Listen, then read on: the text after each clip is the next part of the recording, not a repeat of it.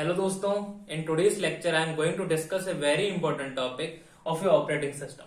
In the last few lectures we have discussed many topics. In one of them are the process and what are the different scheduling algorithm for processes.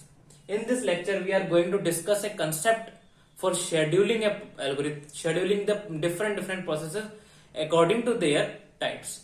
As we already know, there are three types of processes available: system processes, interactive processes, and the batch processes.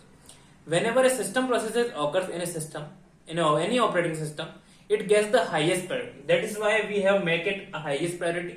And the interactive processes are the processes which needs the interaction from the user. Okay, suppose you want to enter some keyboards data.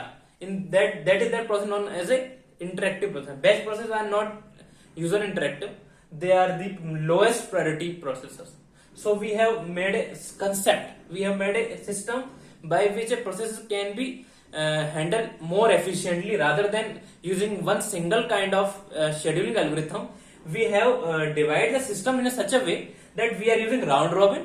At the same time, you are using the SJF, shortest job first, and the FCFS according to their process time. That is clear. So in this system, as you know, system calls are the one of the very highest priority processes in any operating system. That is why we are putting it on a higher priority. Whenever a system calls occur in a system, like interrupt occurs, a fork system call occurs, whenever a system calls occur, we simply give him highest priority. You first execute. Okay, we will hold the system and first execute the highest priority processes using the round robin.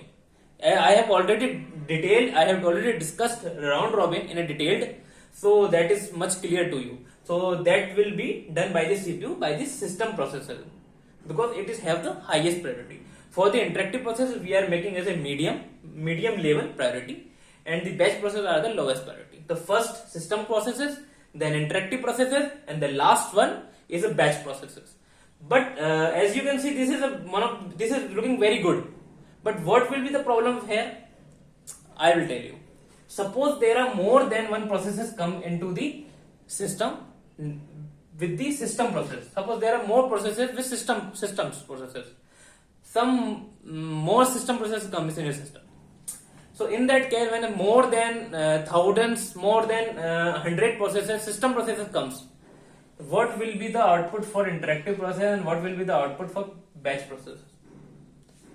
You can guess the idea that all the processes which have the interactive processes, which are the interactive processes and the batch processes, will face starvation.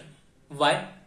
Because in the very first line I told you the system processes have the highest priority, and the system processes the highest priority. It's mean I will hold the system, whatever the process you have, how long it has been waited for that getting the CPU, we will stop that, we will preempt that, and we will execute system processes. That is the main issue.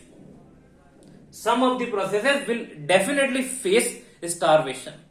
Otherwise, the system is looking very efficient. This problem is solved using the multi-level queue feedback scheduling. So there is a concept of feedback by which we solve this problem. We will discuss in another lecture, another video. So I hope I have delivered what I supposed to deliver. Keep watching, keep learning. Thank you.